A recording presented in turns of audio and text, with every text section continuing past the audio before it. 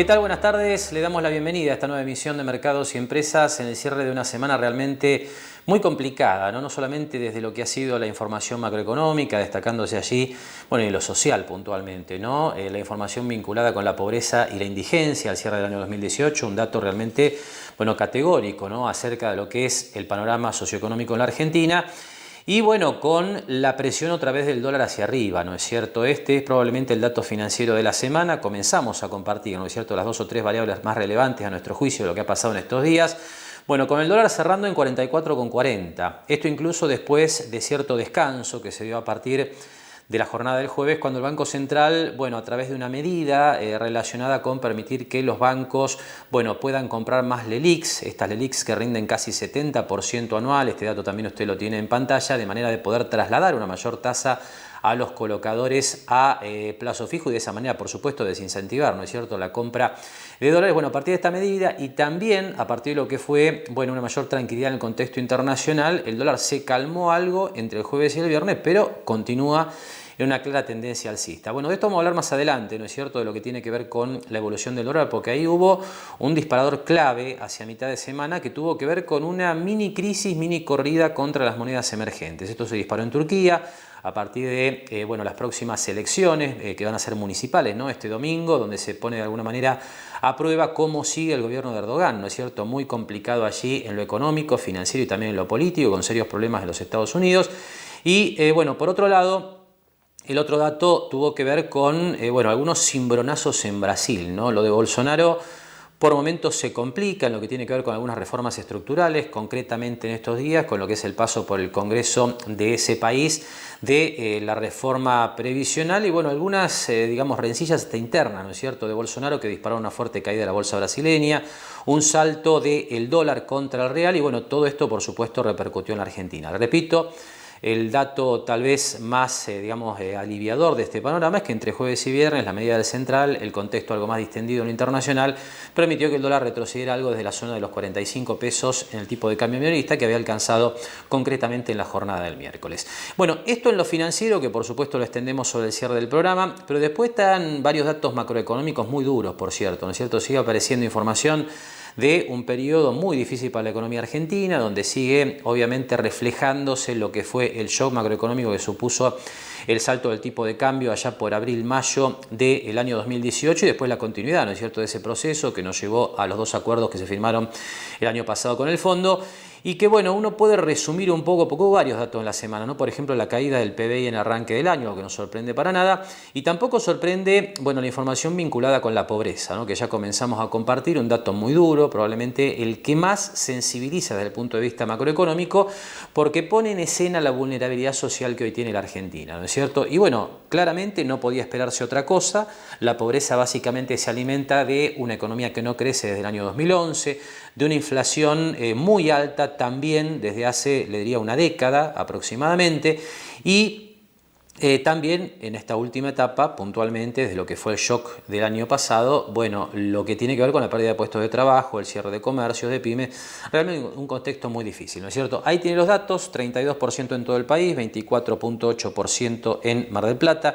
Estamos hablando que a nivel nacional entonces, bueno, el número sobre una población en la Argentina estimada en 44 millones de habitantes estaría en 14 millones de personas pobres y dentro de esos 14 millones, 3 millones de personas indigentes, con un dato más duro todavía que tiene que ver con que casi 1 de cada 2 chicos menores de 14 años está por debajo de la línea de pobreza. Le repito, el dato tal vez que más sensibiliza en estos días y permanentemente, ¿no?, este problema estructural que tiene la Argentina para generar políticas de crecimiento a largo plazo sin inflación que permitan que los ingresos que perciben sus habitantes los coloquen en una situación digna para, por supuesto, resolver el tema de la pobreza y también de la indigencia, ¿no?, que es el otro dato que estamos compartiendo, que también subió. Está claro que han subido los alimentos, de esto se trata la indigencia, ¿no?, en el sentido de que aquí cuando uno habla de niveles de indigencia, uno habla de ingresos por debajo de lo que es la canasta básica alimentaria, que calcula permanentemente el INDEC, 6,7% en el total del país, 6,5% de Mar del Plata.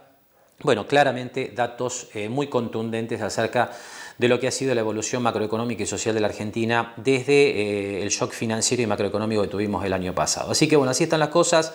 probablemente la etapa más dura, ¿no? Estamos atravesando en lo que tiene que ver con esta coyuntura, y digo esto porque uno imagina que a partir de lo que sea la progresiva liquidación de la cosecha gruesa y también de lo que sean las negociaciones paritarias que recompongan el poder de compra de los asalariados, bueno, por lo menos uno puede observar algún freno a esta caída libre en la que ha entrado cada una de las variables macroeconómicas que bueno, nuestro país publica permanentemente. Un momento muy duro que habrá que atravesar y que tiene, por supuesto, ese elemento adicional que suma la incertidumbre de cara a las elecciones presidenciales, ¿no es cierto? Uno cuando piensa que a 7-8 meses de las elecciones del mes de octubre todavía no tenemos ni siquiera definidos los candidatos, bueno, claramente para el inversor, para aquel que tiene que tomar alguna decisión de consumo en bienes durables, por ejemplo, ¿no? O que tiene que poner, digamos, alguna ampliación de planta o algún negocio nuevo, claramente estas decisiones se postergan, así que realmente este componente tampoco ayuda.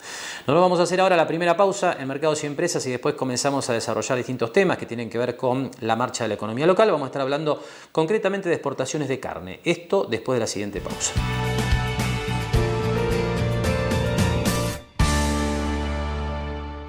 Lo esperamos en Mar del Plata Bursátil para asesorarlo en su mejor alternativa de inversión o financiación para su empresa o negocio. De lunes a viernes, de 10:30 a 17:30 horas en Corrientes 1723, teléfono 561-6000, www.mdpbursátil.com.ar.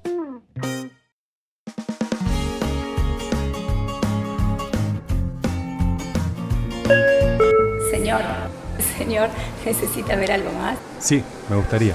Sentite como en pava, sentite bien, pásalo bien, sentite como en pava. Espatolero y Lorenzo Inmobiliaria. Desarrollos inmobiliarios. Participe por su unidad 100% en pesos y en cuotas. Conozca nuestros 20 emprendimientos ingresando a www.espatoleroylorenzo.com. SPI Astilleros, a la vanguardia de una nueva industria naval.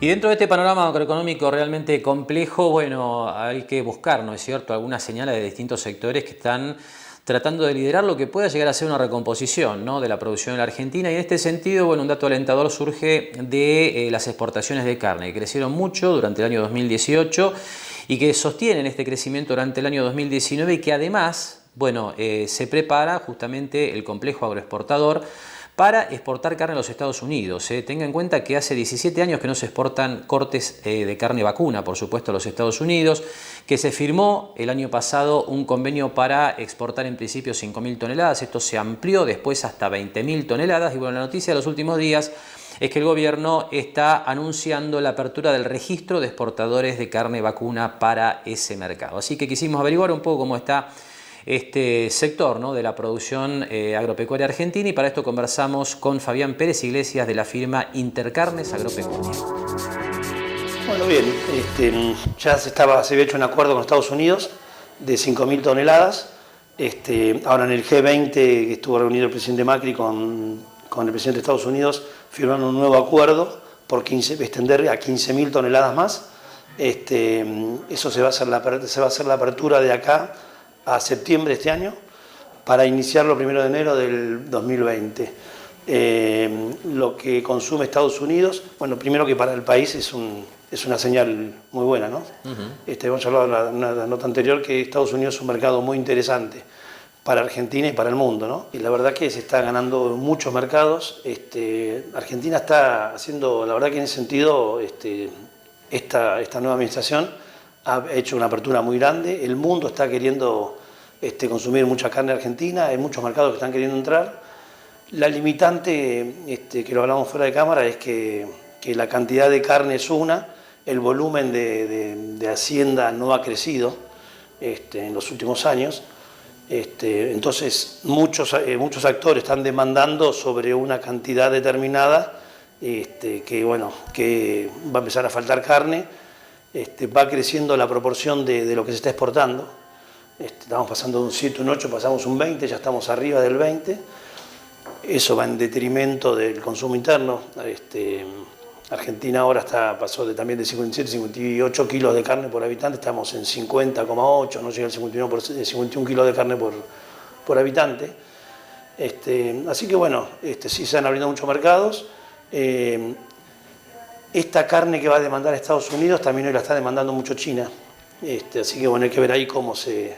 Y China la está pagando muy bien. Hay que ver cómo queda armado la estructura del negocio, pero sí se han abierto muchos mercados. Con Estados Unidos hacía 17 años que no se le mandaba carne. Recién el año pasado se le empezó a mandar de vuelta. Así que bueno, las perspectivas desde el lado de la carne con la exportación son muy interesantes. También ayuda un poco el tipo de cambio, esta suba del tipo de cambio ha hecho que sea más competitivo en Argentina para las empresas. Se están reabriendo, otro dato muy bueno que se conoce poco, pero están reabriendo muchas plantas. Eso bueno, va a dar, ante tanta pálida, va a dar un poco de fuentes de trabajo en muchos lugares. Se está abriendo una planta de Venado Tuerto, una planta muy grande que va a demandar seguramente mucha mano de obra.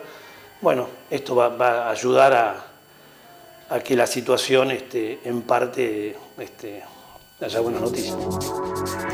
Bien, y optimismo, ¿no? Se respira en el sector exportador de carne vacunas de la Argentina, y este optimismo se basa en datos, ¿no? Datos concretos que marcan, por ejemplo, lo que usted comienza a ver en pantalla. Esta es información que tiene que ver con la Cámara de Industria y del Comercio de Carnes de la Argentina, que lo que refleja es un crecimiento muy importante el año pasado de las exportaciones de carne vacuna hasta 556.600 toneladas, 78% más que el año 2017. Esto en dólares, el ingreso de divisas al país es casi 2.000 millones. Esto significa un incremento interanual del 51%. Mercados como destino de estas exportaciones de carne vacuna, bueno, en principio China, más del 50%, después siguen Rusia, Chile, Alemania, y ahora, como le decía anteriormente, se suma Estados Unidos, ¿no es cierto?, que por el momento va a comprar una pequeña porción de lo que está exportando Argentina hacia el exterior, pero es un mercado, como decía Fabián Pérez Iglesias, muy interesante, que suma, ¿no es cierto?, por supuesto, a la expectativa de un sector que había quedado muy postergado después de lo que fue, ¿no?, durante la época kirchnerista, la prohibición, el cierre de las exportaciones de este tipo de carnes. Pero claro, cuando uno mira este proceso y mira al mismo tiempo lo que son los precios al mostrador, ¿no es cierto?, en las carnicerías de la Argentina, uno se encuentra con que en economía básicamente, bueno, todo tiene efectos colaterales, ¿no? Por un lado, este incremento de lo que tiene que ver con la actividad en los frigoríficos que describía Fabián Pérez Iglesias, pero por otro lado, bueno, la suba de los precios, porque lo que está pasando es algo que no ocurría años atrás, en el sentido de que hay cortes que antes no se exportaban y ahora también se están exportando, también se están demandando desde los mercados del exterior. Entonces ese viejo, digamos, análisis que se hacía sobre las exportaciones de carne y el mercado interno de carnes de la Argentina, de que se exportaban cortes que no se comercializaban internamente, desaparece, y ahí lo que surge es la presión sobre los precios en el mostrador. En el segundo tramo de la charla con Fabián Pérez Iglesias justamente analizamos este tema.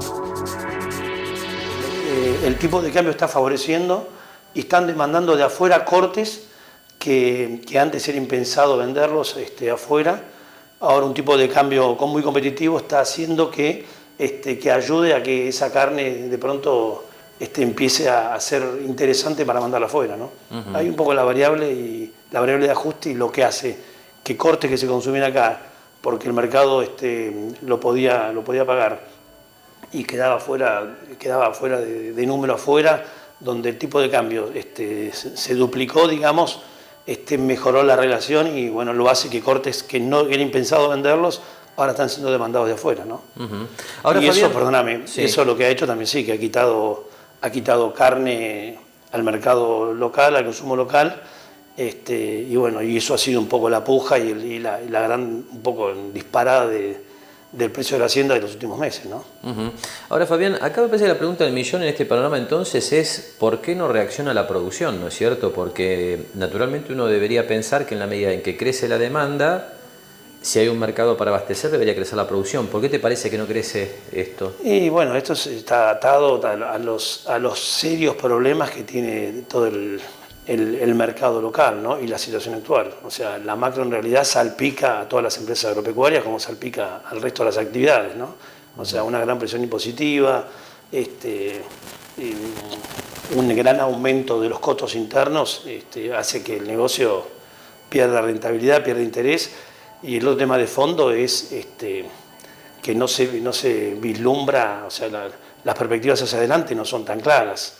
Eso en cualquier actividad repercute de manera negativa, ¿no? Donde no hay claridad hacia dónde estamos yendo, donde los costos son cada vez más altos, donde las perspectivas no son claras y donde hay mucha incertidumbre, termina pasando lo que pasa.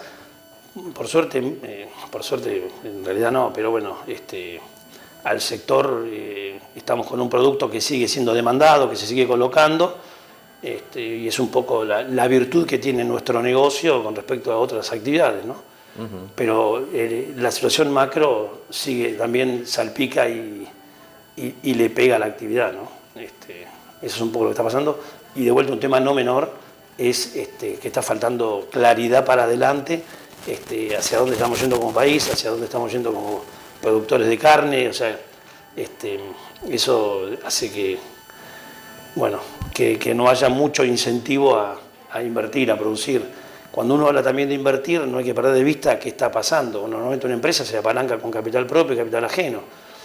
Cuando uno va y buscar capital afuera para tratar de apalancar un proyecto o desarrollar su negocio, se dan una doble situación complicada, que es baja rentabilidad, no genera excedentes en la actividad, y cuando uno va a buscar plata a los bancos o alguien para que le dé el instrumento para financiar su negocio, y bueno, las tasas en los niveles que están hacen prácticamente inviable cualquier proyecto, ¿no?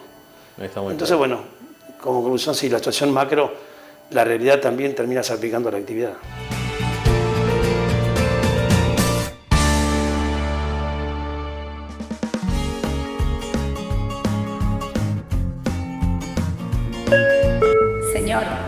Señor, ¿necesita ver algo más? Sí, me gustaría. Sentite como en pava, sentite bien, pásalo bien, sentite como en pava. Lo esperamos en Mar del Plata Bursátil para asesorarlo en su mejor alternativa de inversión o financiación para su empresa o negocio. De lunes a viernes, de 10:30 a 17:30 horas en Corrientes 1723, teléfono 561-6000, www.mdpbursátil.com.ar. SPI Astilleros, a la vanguardia de una nueva industria naval. Bien, cambiamos de tema en este tramo de Mercados y Empresas. Enseguida vamos a estar hablando de actualidad impositiva, como siempre con la colaboración del doctor Marcos Jáuregui Berry. Antes vamos a repasar números que tienen que ver con la actualidad del mercado inmobiliario en la ciudad de Mar del Plata. Esto a partir del último informe del Observatorio de Desarrollo Regional de la Fundación Bolsa de Comercio de Mar del Plata. Los números, bueno, que usted los comienza a ver en pantalla, son contundentes, ¿no? El desempeño del mercado inmobiliario muy afectado, por supuesto, después de lo que ha sido el salto del tipo de cambio el año pasado, este contexto tan difícil que atraviesa nuestra economía. Bueno, arrancó el año mal, sinceramente. Bueno, ahí tiene el dato de febrero, 456 escrituras de compra-venta, 47% de caída. Esto tiene que ver concretamente con la actividad dentro del partido de General Pueyrredón, con lo cual el primer bimestre cierra con 794 operaciones escrituradas, con una caída del 56%. Y esto tiene una explicación muy significativa en lo que ha sido la prácticamente desaparición del crédito para vivienda. No tenga en cuenta, porque este es un elemento a considerar, que en el arranque del año pasado, hasta el mes de abril, hasta el mes de mayo, bueno, todavía teníamos al mercado inmobiliario trabajando con mucho crédito para la vivienda, y esto apalancaba mucho la actividad en lo que tiene que ver con compra-venta de inmuebles. Bueno, el contraste de esos números contra los actuales es realmente contundente y marcan, por ejemplo, lo que usted ve ahora, la caída de las hipotecas, que también surge en el mismo informe y que reflejan lo que es la prácticamente desaparición del crédito hipotecario. En febrero se hicieron aquí en el partido 21 hipotecas solamente, una caída del 95% con respecto a febrero del año 2018, con lo cual el primer bimestre cierra con una caída similar, 96%, con solo 36 hipotecas aquí en nuestro distrito. Cambiamos otra vez de tema, entonces pasamos a hablar de actualidad impositiva y bueno, charlamos dos temas con el doctor Marcos Jáuregui Berry. Por un lado, el polémico asunto del ajuste por inflación, este tema que se trató en el consenso fiscal que se aprobó en el año 2017 en el Congreso de la Nación y que después fue completamente para atrás, y también la posibilidad de recuperar los saldos a favor por el impuesto a los ingresos brutos a través de un mecanismo que ha instalado vía el sitio web la Agencia de Recaudación de la Provincia de Buenos Aires. Pero bueno, primer tema tiene que ver con ajuste por inflación. La situación actual la describe así el doctor Marcos Jauregui Berri.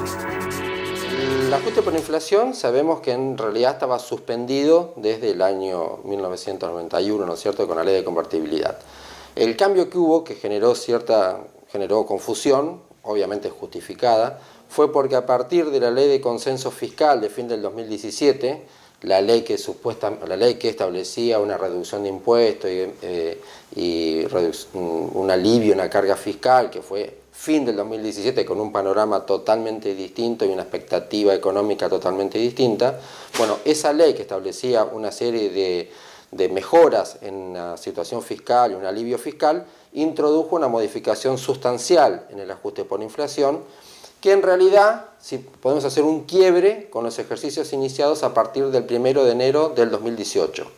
Es decir, todo ejercicio iniciado a partir de ese momento, la ley, originalmente la de fin del 2017, decía que cuando se acumulara un 100% de inflación en 36 meses, iba a poder aplicarse el ajuste por inflación. Y que si en el primer año superase el tercio de ese 100%, ya se podría aplicar el ajuste por inflación.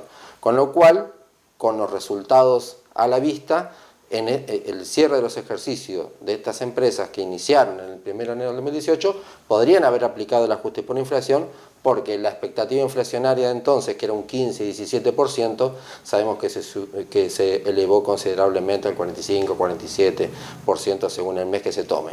Pero claro, cuando vieron esta situación, ¿qué hizo el Poder Ejecutivo? Modificó esta escala y repartió el 100% en forma distinta. ¿Qué hizo el Poder Ejecutivo en esa situación? Elevó el piso a partir del cual se puede aplicar el ajuste por inflación en este año en el 55%. Es decir, repartió el 100% en forma distinta. Por lo tanto, las empresas que cerraron este año, a partir del 1 de enero, cerraron el ejercicio a fin de año, ¿cierto?, no pueden aplicar el ajuste por inflación porque no alcanzó el 55%. Es decir, una maniobra legislativa para impedir que se aplique el ajuste por inflación y seguir como veníamos hasta esta última reforma de consenso fiscal, que evidentemente queda, ¿no es cierto?, muy evidente que se dictó en una situación distinta, una expectativa que evidentemente no cumplió la ley. Y así describe la situación el doctor Jauregui Berri, una situación compleja que apuntaba a partir de lo que era el consenso fiscal aprobado sobre el cierre del año 2017 en el Congreso, apuntaba, le decía, a ir permitiendo progresivamente el ajuste de los balances por inflación de parte de las empresas. Esto después del shock del año pasado claramente desapareció. Hubo una necesidad imperiosa de cerrar progresivamente el bache fiscal y bueno, uno de los elementos fue obviamente la cuestión impositiva, centralmente le diría, porque realmente en lo que tiene que ver con reducción del gasto, digamos, el esfuerzo es mucho menor. Y bueno, a partir de allí se fueron cambiando los números, ¿no?, como decía Jauregui Berri, para ir impidiendo que las empresas justamente ajustaran los balances por inflación. Bueno, esto tuvo un nuevo capítulo en las últimas semanas y que tiene que ver con que, bueno, como por supuesto las empresas siguen intentando realizar ese tipo de ajuste, inclusive muchas van a la justicia. Bueno, el gobierno hizo llegar una comunicación a muchas empresas advirtiendo que aquellas compañías que intentaran ajustar balances por inflación iban a ser fiscalizadas. Sobre este tema, el doctor Jauregui Berri nos comentaba lo siguiente. Es un doble error, porque la jurisprudencia de la Corte Suprema es conteste, se ha afianzado en el sentido de respetar el principio esencial de cualquier impuesto, que es la capacidad contributiva. Y dice que el ajuste por inflación, impedir el ajuste por inflación, es gravar una ganancia ficticia en las empresas. Las demandas que se llevan adelante demuestran la incidencia de la tasa real en el impuesto a las ganancias de las empresas, que debería ser el 35%, ¿no es cierto? Se llega al 100%, 80%, es decir, la incidencia real que soportan las empresas al no permitírsele aplicar el ajuste por inflación es exorbitante. Y la jurisprudencia de la Corte Suprema se afianzó en el sentido de respetar ese derecho de las empresas de no pagar impuestos donde no hay una capacidad contributiva. Ahora, lo ha afianzado, insisto, ha afianzado esa posición la Corte, y que la reforma legislativa trate, la del 2017, trate de cambiar esa situación con el 100% que hablábamos hoy, o que ahora saquen una gacetilla diciendo, bueno, el que aplique ajuste por inflación va a estar en un sistema de fiscalización inmediata, digamos, es un error continuo del Poder Ejecutivo. Incluso en otros impuestos, si nos vemos, muchas veces el Poder Ejecutivo actúa en concordancia con la jurisprudencia. Cuando la jurisprudencia se afianza, después el Poder Ejecutivo, como todos los ciudadanos, deben adecuar su actuar a lo que establece la Corte. Pasó, por ejemplo, en ganancia mínima presunta, para no ir muy lejos en el tiempo. Es decir, que es un doble error. Primero, tratar de no impedir que se aplique el ajuste por inflación. Y después esta forma de publicar o de tratar de amedrentar diciendo que el que aplique ajuste por inflación va a ser fiscalizado. No. O sea, lo que está haciendo las empresas es respetar y seguir la línea de la Corte Suprema de Justicia de la Nación, que es la que dice cuando una norma es o no aplicable. Creo que hay un error en el Poder Ejecutivo en este tipo de mensajes. Y así está el tema, ¿no es cierto? Esta cuestión realmente tan polémica del ajuste por inflación, algo que hace que las empresas tributen no por ganancias reales, sino ficticias.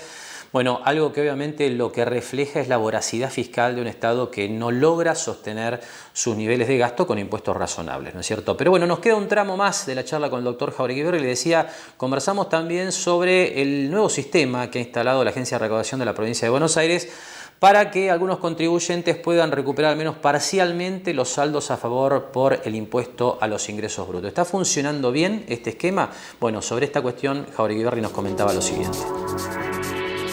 La experiencia es que muchas veces no es tan expeditivo como podría ser un sistema que se haga vía web. La experiencia dice que no es tan rápido y que muchas veces se demora, es rechazado, hay que hacerlo vía papel, es decir, no es un sistema que esté dándole grandes resultados a los contribuyentes.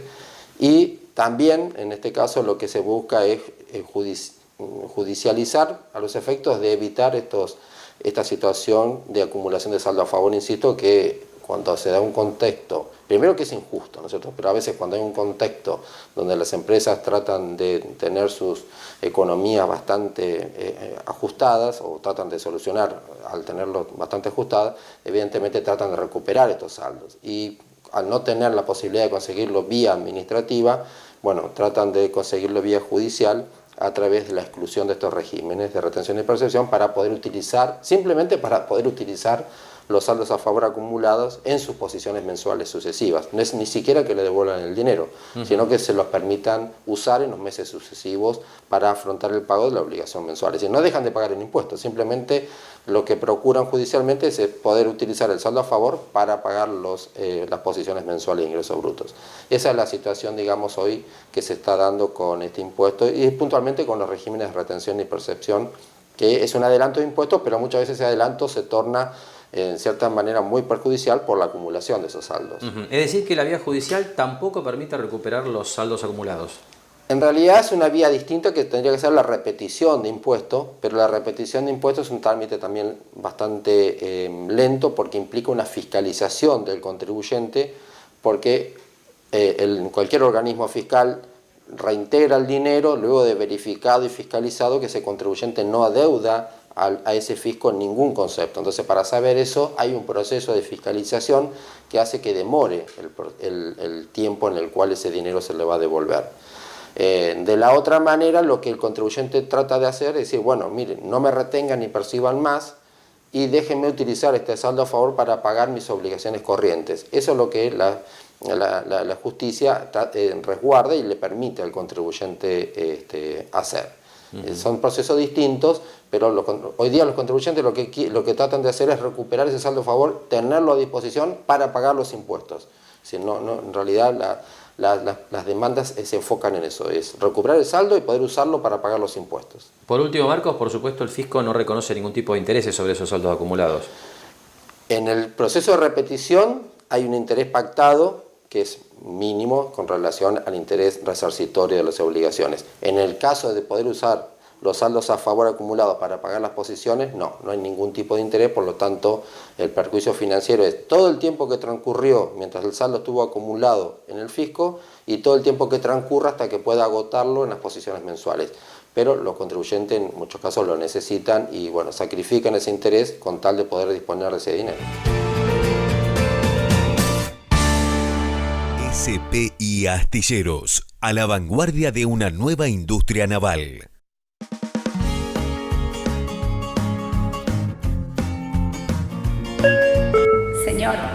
Señor, ¿necesita ver algo más? Sí, me gustaría. Sentite como en pava, sentite bien, pásalo bien, sentite como en pava. Espatolero y Lorenzo Inmobiliaria, Desarrollos Inmobiliarios. Participe por su unidad 100% en pesos y en cuotas. Conozca nuestros 20 emprendimientos ingresando a www.espatoleroylorenzo.com. Jauregui Berri, Di Genaro y Asociados. Asesoramiento jurídico tributario. Rawson 1857, segundo piso. Teléfono 410-7666 o 410-7999. Lo esperamos en Mar del Plata Bursátil para asesorarlo en su mejor alternativa de inversión o financiación para su empresa o negocio. De lunes a viernes, de 10:30 a 17:30 horas en Corrientes 1723, teléfono 561-6000, www.mdpbursátil.com.ar.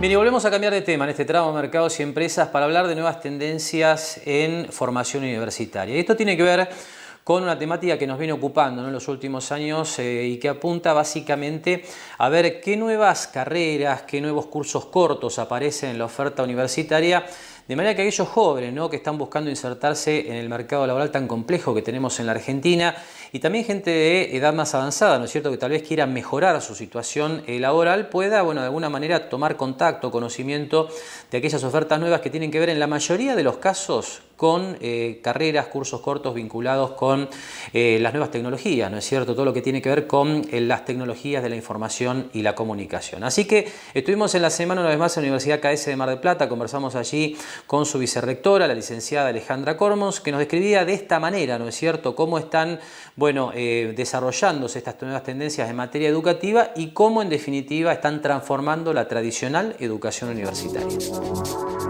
Digamos, la complejidad más importante es la velocidad a la cual se están dando los cambios. Digamos, son cambios que algunos llegan para quedarse, otros son muy efímeros.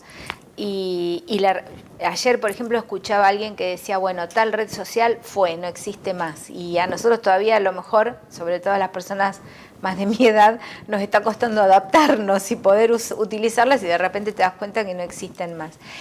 Pero yo creo que dentro de todo ese panorama de cosas y de futurología y de la inteligencia artificial y de la robótica, de la cual no voy a decir, la máquina no va a dominar al ser humano, porque la verdad que creo que nadie tiene idea de lo que puede pasar y hay investigaciones en el mundo y grupos trabajando en cosas muy importantes que a veces te dan un poquito de miedo solamente escucharlas.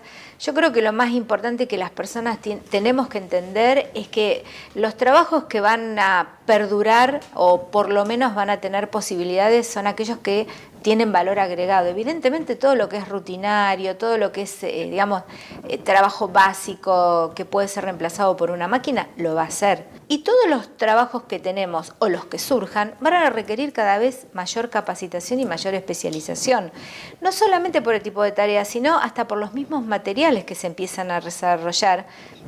Voy a dar un ejemplo cualquiera, la pintura. Hoy la pintura para las casas hay materiales cada vez más con mejor desarrollo, con otro tipo de materiales que requieren que el pintor tenga otra expertise para poder utilizarlos. Y como eso, imagínate en la medicina y en montones de profesiones o de tareas que se desarrollan. Yo creo que lo más importante es tener esa flexibilidad para adaptarse al cambio y tener los ojos muy abiertos para saber detectar las oportunidades. Y esas cosas se forman cuando las personas tienen conocimiento, tienen cultura, pueden analizar, pueden emitir un juicio de valor, pueden fundamentarlo, pueden discutirlo. Creo que esas cosas se logran cuando uno tiene tiene formación precisamente. No importa si es formal o informal, está formado.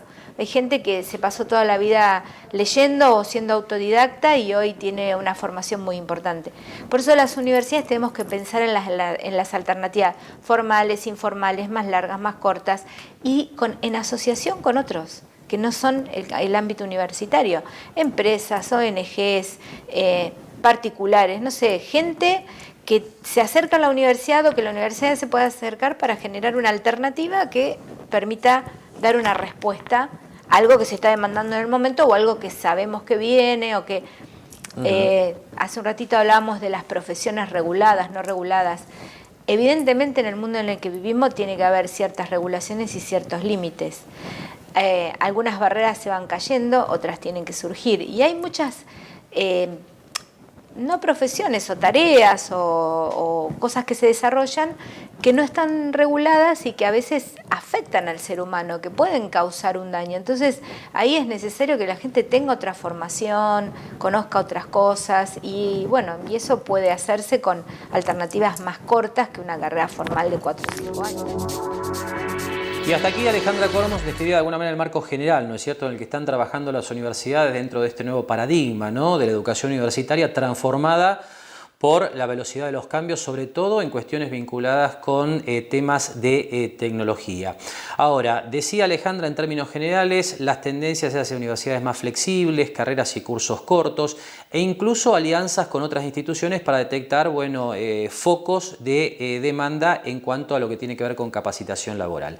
En el segundo tramo de la charla, bueno, justamente Alejandra Cormos nos describe algunos ejemplos, ¿no?, de lo que se está haciendo en esta materia en la Universidad de CAES. Usted va a encontrar no solamente algunos cursos cortos, online inclusive, sobre temas vinculados con la tecnología, sino también algunos cursos que apuntan a temas vinculados con arquitectura e incluso con formación deportiva. Primero nosotros, desde el grado, desde las carreras de grados, hace muchos años que en la universidad las carreras son de 4 años, excepto las carreras que acreditan, como la ingeniería, que tiene 5. Nosotros tenemos desde la creación de la universidad un ritmo de cursada que en algunos momentos fue mirado como una desventaja y hoy creo que es una gran ventaja porque los chicos tienen todas materias cuatrimestrales y en el cuatrimestre tienen que imprimirle una velocidad bastante importante, con lo cual, y una dedicación, con lo cual los forma también, porque nosotros no solamente estamos acá para impartir conocimiento, estamos para enseñarles valores, o por lo menos formarlos en valores, personas éticas que sepan hablar, que sepan dirigirse a un público, que sepan defender una idea. Y eso, esta dinámica les está ayudando mucho en los tiempos que corren. Y después hemos trabajado mucho bueno, por supuesto hay maestrías y especializaciones, pero hemos trabajado mucho lo que tiene que ver con formación más corta, diplomaturas, marketing digital. Quienes estudiaron marketing hace muchos años atrás no vieron marketing digital, esto es más reciente. El e-commerce es un fenómeno que está explotando las redes sociales, etcétera. Bueno, esa es una diplomatura a distancia. Hemos hecho un convenio con el Centro de Constructores y Anexos y es el segundo año que dictamos una diplomatura en jefatura de obras, que es para la formación de es una necesidad que el Centro de Constructores detectó que es necesaria en las obras y bueno, tienen ya que ser arquitectos o estudiantes de arquitectura y bueno, tiene un éxito impresionante, digamos. Estamos cerrando las inscripciones con gente que queda en lista de espera porque ahí sí se necesita un cupo muy estricto porque visitan obras, etcétera. Y después hicimos un convenio con el Instituto Quilmes también, y sobre algunas cuestiones que ellos detectaron que era necesario formar gente, y estamos haciendo una diplomatura en preparación deportiva y en una de formación integral del surfista. O sea, sabemos que Mar del Plata se está instalando en el país como es el lugar del surf, es la meca del surf, y han surgido muchas escuelas de surf y es necesario que se forme gente para eso también. Ahora decías que son carreras cortas, ¿qué duración tienen? duran menos de un año, 8 o 9 meses, digamos, no tienen un cursado intensivo, no tienen que venir todos los días. Marketing digital es a distancia, lo cual no quiere decir que uno no le tenga que dedicar tiempo, lo que no tenés es que cumplir un horario y venir a la universidad.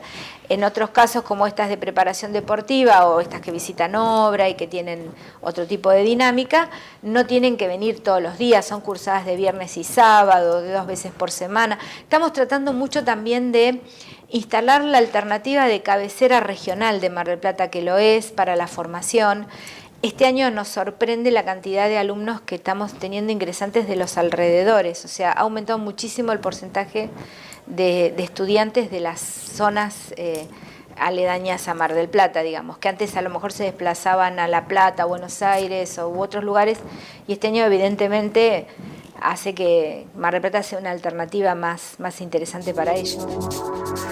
Y después de los comentarios de la licenciada Alejandra Cormon sobre estas nuevas tendencias en formación universitaria, pasamos a meternos de lleno en lo que ha sido la semana financiera. Y en este sentido, bueno, el dato aquí en el mercado financiero de la Argentina ha sido el salto del dólar, ¿no? Ese salto hasta 45 pesos en el mercado minorista en la tarde del miércoles, para después, de a poco y a partir de la medida del central y también de un clima internacional algo más benigno para los mercados emergentes, bueno, el dólar que termina en la zona de 44,40. Ahora, cuando uno habla de una mini tormenta para emergentes que se dio hacia mitad de semana, le diría que en lo que tiene que ver con Argentina puntualmente hubo 2 disparadores en el exterior. Por un lado, problemas de Jair Bolsonaro en Brasil, incluso dentro de su mismo partido para hacer avanzar la reforma previsional en el Congreso. Bueno, hubo incluso hasta una amenaza de Jair Bolsonaro de dejar el poder, con lo cual realmente la bolsa brasileña y el real colapsaron, ¿no? Esto fue en la tarde del miércoles. Y por otro lado, bueno, problemas en Turquía, una economía mucho más lejana, con muchas similitudes con la Argentina en materia de déficit macroeconómicos, y que fuera esta economía, recuérdelo, bueno, uno de los disparadores principales de la crisis de abril-mayo del año 2018, que también impactó fuerte sobre todos los mercados emergentes, pero en particular sobre Argentina. ¿Qué está pasando en Turquía? Bueno, hay elecciones este próximo fin de semana y allí, bueno, se anticipa mucha volatilidad en términos del futuro del actual presidente Erdogan. Sobre este tema compartimos a continuación un video de la televisión internacional. Así libra Recep Tayyip Erdogan su batalla contra los minoristas a pocos días de los comicios locales. En mitad del creciente coste de los alimentos, los puestos gestionados por el gobierno turco ofrecen comida a precios reducidos.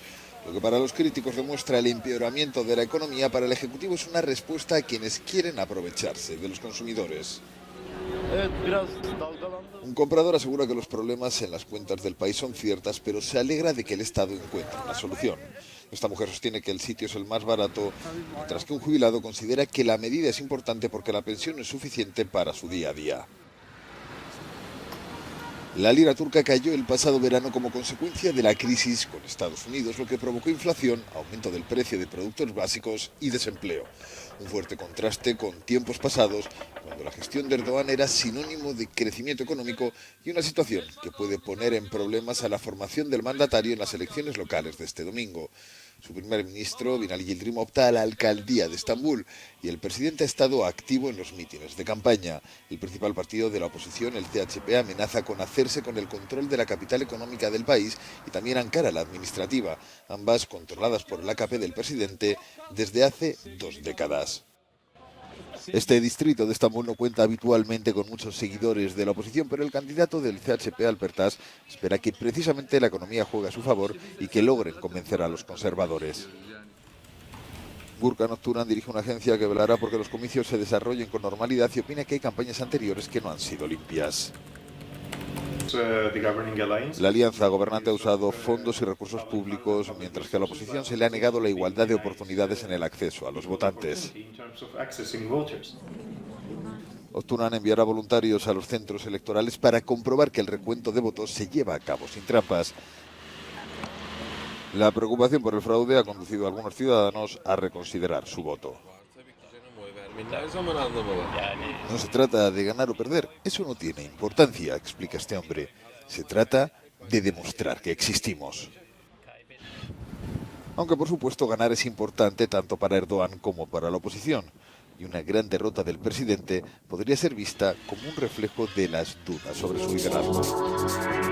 Y este es el panorama en Turquía, ¿no? Con muchas similitudes en lo que tiene que ver con el panorama económico y social, ¿no? En relación a lo que se está atravesando aquí en la economía argentina. Y bueno, el factor que vincula, por ejemplo, al mercado financiero de Turquía con otros emergentes es lo que se llama habitualmente el efecto contagio, en el sentido de que muchos inversores internacionales que operan a través de fondos de emergentes, cuando deciden salir justamente o entrar en esos mercados, bueno, lo deciden sin analizar particularidades de cada economía o de cada sistema financiero, individualmente, sino que lo hacen de manera general, pensando en los mercados emergentes como un único activo. Por eso se dispara una crisis contra la lira turca y a partir de allí esto repercute en otras monedas como el real y particularmente no aquí el peso en la Argentina. Pero bueno, hablando también del contexto internacional, por supuesto, lo que sigue guiando la marcha de los mercados más desarrollados es, por un lado, las negociaciones comerciales entre China y los Estados Unidos, mucho optimismo en este cierre de semana, se iniciaron las conversaciones nuevamente el jueves y parece haber avances significativos, y por otro lado el tema del Brexit, allí mucho más complejo,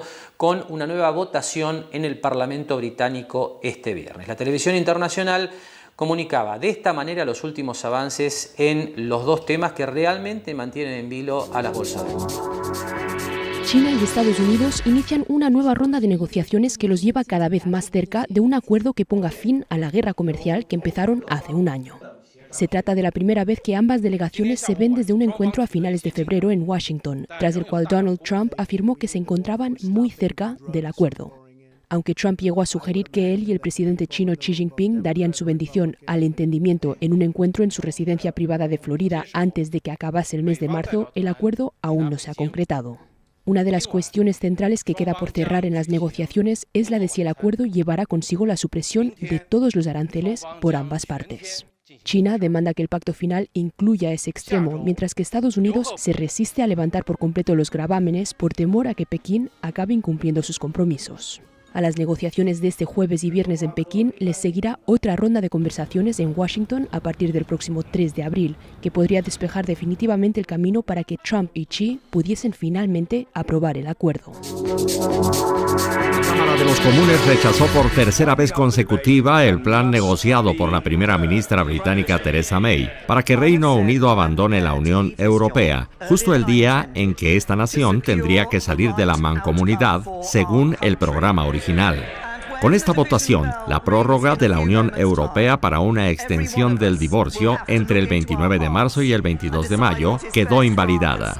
Al conocer la decisión de los diputados británicos, el presidente del Consejo Europeo, Donald Tusk, convocó a una cumbre de emergencia de la Unión Europea para discutir los próximos pasos ante Londres. Ahora, a Reino Unido le queda un aplazamiento limitado hasta el 12 de abril, fecha en que esta nación tendrá que presentar un plan alternativo o buscar una nueva extensión ante Bruselas para evitar una salida sin trato, el llamado Brexit duro. La primera ministra acusó a la Cámara de no tener un plan mayoritario B, habiendo rechazado su acuerdo, e insistió en que su gobierno continuará trabajando para que el Brexit se implemente. Bien, y hasta aquí los elementos claves de la semana en el contexto financiero internacional. Terminaron bien las bolsas, por lo menos los indicadores de Estados Unidos realmente cerrando la semana y el mes en muy buena forma, con subas cercanas al 1% en este viernes en que estamos grabando el programa. Así que bueno, buenas perspectivas en principio en lo que tiene que ver con la tendencia de corto plazo de los mercados más desarrollados. Enseguida vamos a pasar a hablar de lo que ocurrió en la semana en la bolsa argentina, mucho más volátil por cierto. Pero ahora un minuto simplemente para recordarles que el próximo 10 de abril comienza el nuevo ciclo del curso para inversores bursátiles que se dicta 2 veces por año en Mar del Plata Bursátil. Esto va a estar arrancando, le reitero, el 10 de abril. Va a constar de 10 clases semanales los días miércoles de 18 a 20 en el Salón Auditorio de la Bolsa de Comercio de Mar del Plata en Corrientes 1723, primer piso. La idea de este curso es poner en conocimiento, ¿no?, a los participantes sobre cada uno de los instrumentos que cotizan el sistema bursátil argentino, distintas alternativas de inversión y los indicadores relevantes para la toma de decisiones en materia de inversiones financieras en la bolsa local. Así que para todos aquellos interesados les sugerimos recabar más informes o directamente realizar inscripciones a través de estos dos medios. Por un lado, el correo electrónico info@mdpbursatil.com.ar o la línea telefónica 561 6000. La reitero, 10 de abril, inicio del nuevo ciclo del curso para inversores bursátiles en la Bolsa de Mar del Plata. Nosotros ahora hacemos la última pausa y después de esa pausa hablamos de lo que ocurrió en la semana en la Bolsa Argentina.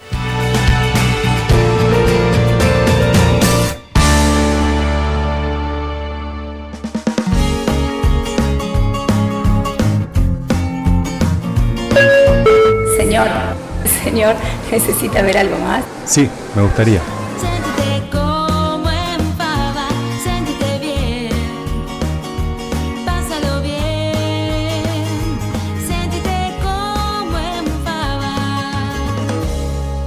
Lo esperamos en Mar del Plata Bursátil para asesorarlo en su mejor alternativa de inversión o financiación para su empresa o negocio. De lunes a viernes, de 10:30 a 17:30 horas en Corrientes 1723, teléfono 561 6000, www.mdpbursatil.com.ar.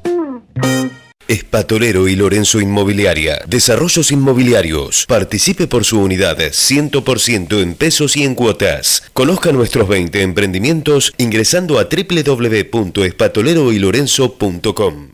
Jauregui Berry, Di Genaro y Asociados. Asesoramiento jurídico tributario. Rawson 1857, segundo piso. Teléfono 410-7666 o 410-7999. SPI Astilleros, a la vanguardia de una nueva industria naval.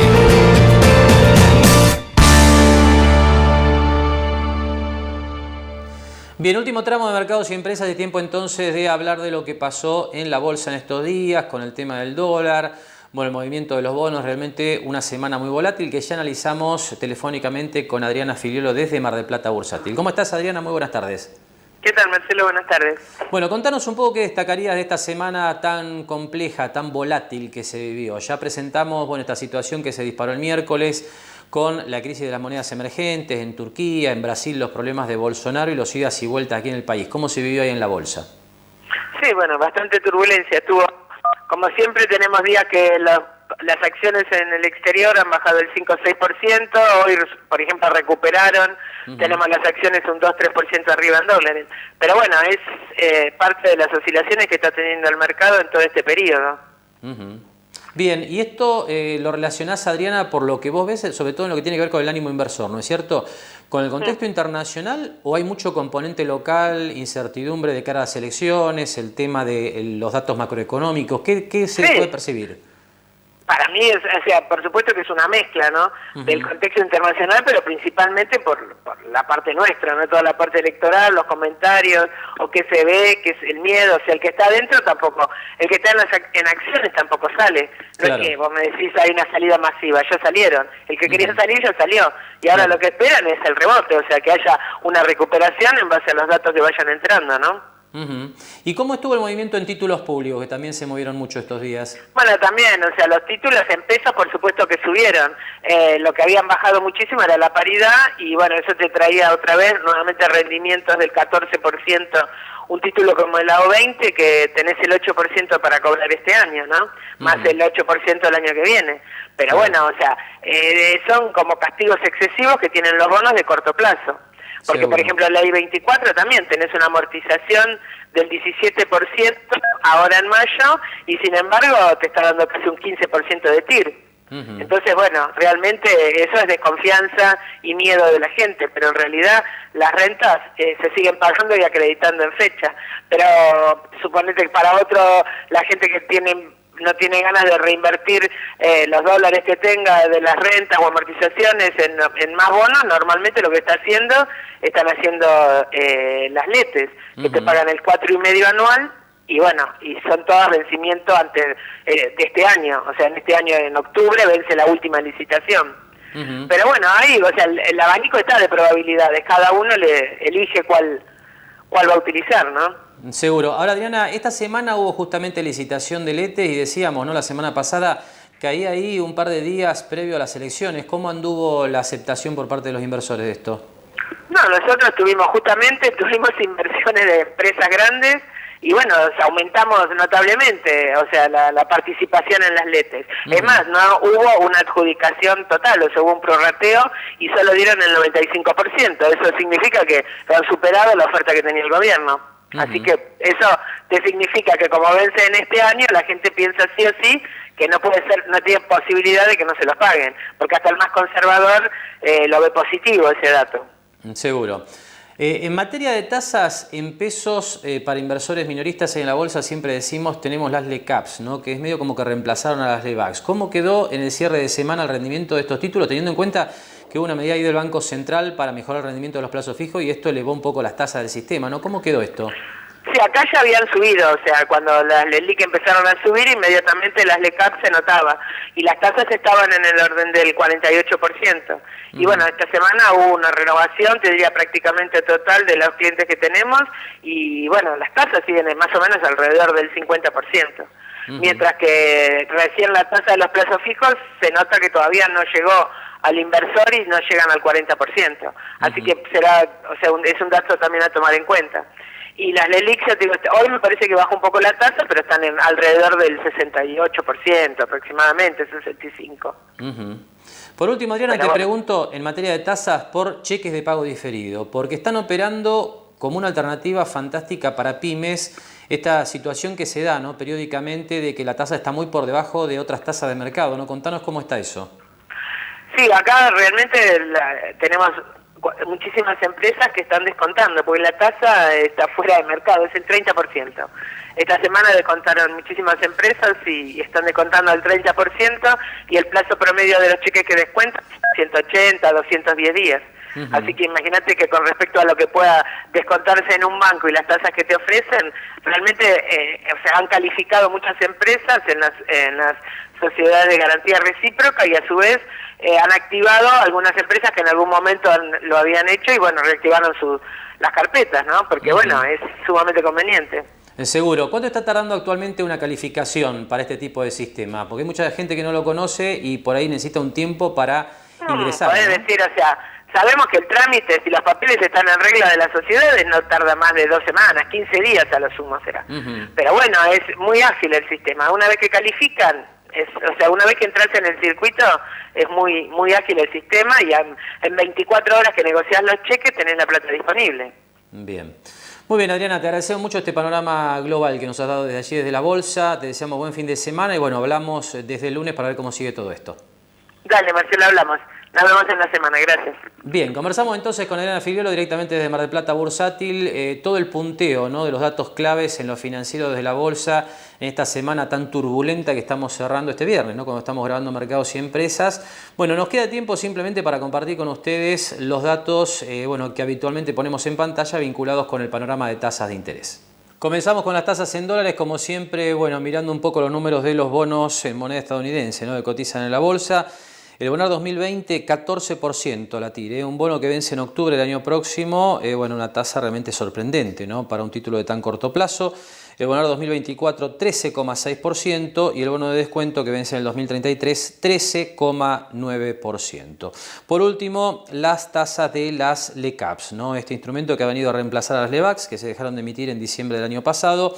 Bueno, con las tasas para arriba, ¿no es cierto? Ahí usted tiene los números: fin de abril 49%, fin de mayo 49,5%, fin de junio también 49,5%. El último envión a estas tasas de interés se la dio claramente la disposición del Banco Central del día jueves, que permitió que las entidades financieras suscriban hasta el 100% de su patrimonio de los plazos fijos de los ahorristas privados en LELIQs. Esto, lo reitero, se lo adelantaba en la apertura del programa, apunta básicamente a que a partir de que los bancos, en virtud de esta medida, comiencen a pagar más tasa de interés a los ahorristas, esto permita que más ahorristas se interesen menos por el dólar y más por las colocaciones en pesos. Así que lo que tenemos en este cierre de semana es un empinamiento claro de las tasas en pesos, tanto en los bancos como en el circuito bursátil, lo que se refleja claramente en estos datos vinculados con las últimas cotizaciones de las letras capitalizables que comenzaron a emitirse a fines del año pasado.